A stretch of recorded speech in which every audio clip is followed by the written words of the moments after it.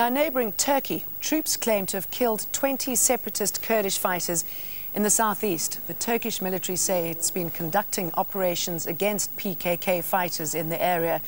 And reports say that 3 people were injured in a blast during an anti-PKK rally in the city of Hizmit. The protesters were marching against the rising violence from the separatist group. It's not known what caused the blast. Turkey has been threatening to mount an incursion into northern Iraq to root out Kurdish rebel fighters based there. Turkey's Foreign Minister Ali Babacan, meanwhile, has been holding talks in Tehran, trying to gain support for Ankara's position on Kurdish separatism. Parts of Turkey and Iran fall within the region claimed by the Kurds. Iran's foreign minister is to visit another of those countries, Syria, on Monday. Iran has said it prefers a peaceful solution to the rising tension, but after his meeting with Monarch Mottaki, Mr. Babacan reiterated Turkey's willingness to use force if necessary. To fight the PKK, Turkey has different instruments, including diplomacy, political solutions, economical instruments, and finally military solutions. All these instruments and mechanisms are on the table. Well, for more on this, let's cross now live to Ercan Citlioglu, who is in Istanbul. Thank you very much for joining us.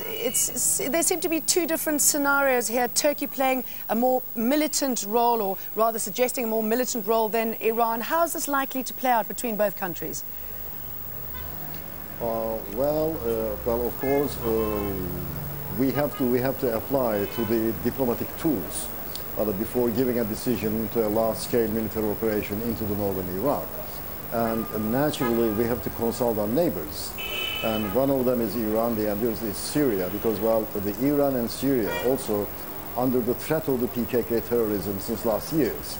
And mostly Iran, because, well, the PKK has another fraction called as PJAK. They used to launch attack into the Iranian soil in the last 2 years. So, well, having and sharing the same threat with Iran, it is quite understandable to consult with the Iranian government and the officials in order to take the measures against the PKK terrorism. And these talks over the PKK, is it likely to strengthen relations between both countries? We also know that the leader of the PKK, Abdullah Öcalan, well, he was located in Syria for 14 years before he extradited from Syria to Russia in the 1990s. And also the PKK has large militants located in Syria in the last years. While the Syrian officials and the Syrian government, they arrested the PKK militants and extradited to Turkey.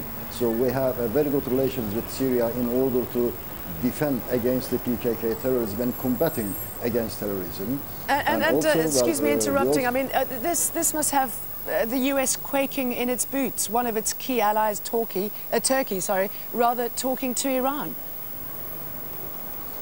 Well, Turkey can decide and should decide which country will have some cooperation and coordination. So it is our decision which country we are going to talk about. So at this moment, at this stage we reached, regarding with the PKK terrorism, I think we do not need to take the advice of the United States of America, whether we have some talks with the Iranian government or not. Ercan Citlioglu, thank you very much for talking to us from Istanbul.